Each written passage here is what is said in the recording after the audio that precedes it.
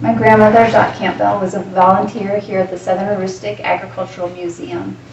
This display is set up in her honor. She was a registered nurse, and this cape and hat is what she would wear. She got the cape when she graduated, and then she went to work at the Heuristic General Hospital, where she spent most of her career. She was a nurse for around 40 years. And my aunt was telling me when she was growing up, and she and my father were in grade school. She remembers a lot of evenings that Graham would come home late. She would, in addition to the work at the hospital, she was a district nurse, so that's kind of like a visiting nurse. And so she would stop and see people who needed nursing on the way home. So she often got home quite late, and it was expensive to have a nurse in your home. She was telling me it was like $7 a day. And so a lot of times Graham got paid in homemade goodies. She got paid with cookies or pickles or mincemeat or loaves of sweetbread.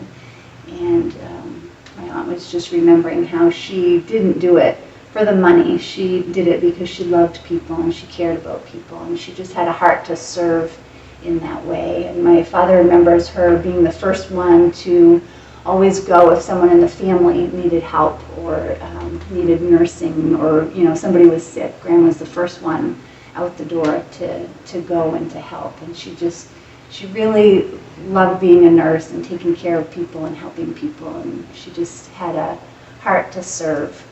And she retired when she was 62. And after that, she kept busy helping her neighbors and friends, giving people rides, cooking, volunteering. She was busy with her church. And then she started putting together some family genealogies. And so she would go and visit with family members, extended family. She'd track people down and she'd go and visit, and she'd get pictures and she'd talk to them, and then she'd go and make copies of the pictures, and then she'd get to visit them again when she returned the pictures. And she just loved connecting with people, and she liked to hear their stories and figure out how everybody was connected. And it was like a puzzle for her to solve, and she just really enjoyed putting those together. And so she put extensive family genealogies together on both sides of her family, both sides of my grandfather's family. Then she did some local history. She did a history of the Littleton schools and the churches in Littleton and the town of Littleton. And so she spent a lot of time putting histories together and visiting places and talking to people. And she was a historian at heart. And so when the Southern Heuristic Agricultural Museum started, she was right there from the beginning, helping in whatever way she could. She came out and she would clean and paint, and she would these pictures, these tell the story. There was nothing too dirty for her to do, too hard. It didn't matter what it was. She just loved to be here and loved to be helping.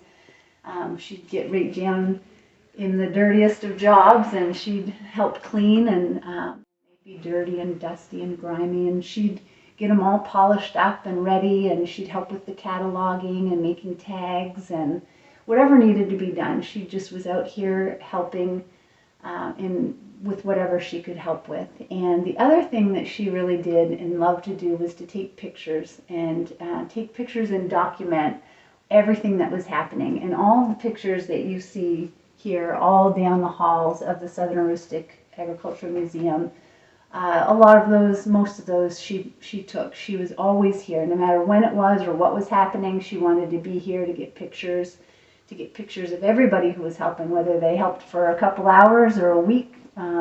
She was going to get a picture.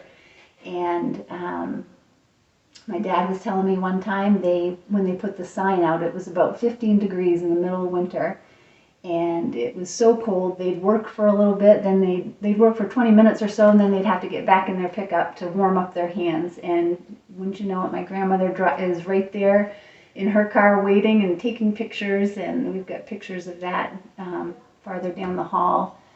And she'd get back in her car and warm up.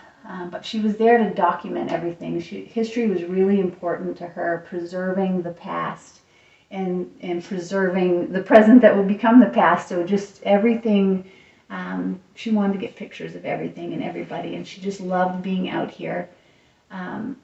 She would pack her lunch and come out and spend the day working at the museum, whether it was in the museum or around the grounds, whatever needed to be done. And or if the guys were going to be here working on a building project, she'd be out here. She and Lois Elliott spent a lot of time out here together, and she'd come out and make them lunch and help in whatever way she could, and of course take pictures. My grandmother loved volunteering at events. Didn't matter what the event was, she wanted to be here helping out however she could. But mostly she liked to give tours because she loved talking about how things were when she was growing up. She liked to share, whether it was how they used to make butter or the sewing or what life was like. She loved talking to people and letting them know, what things were used for, and giving tours through the museum. And she was a hard worker, and everybody, I think, appreciated that about my grandmother, how hard she worked and how much she loved this museum and everything that it was setting out to accomplish. And she'd come to the meeting. She wouldn't miss a meeting. She'd come, and my dad was telling me one day she came and she had a list of things for him to do that she was going to need shelves put up or things like that so she could get her part done.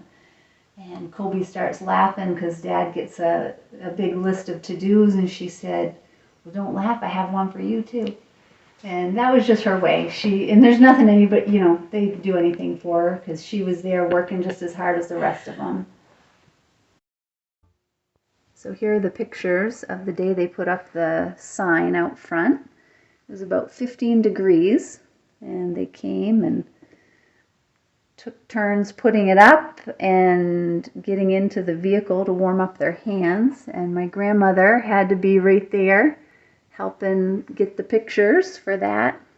And she documented the whole thing, and she'd hop in her car and warm up a little bit. But it was really important to her to always get pictures of everybody who was there and helping. And occasionally somebody would get a picture of her.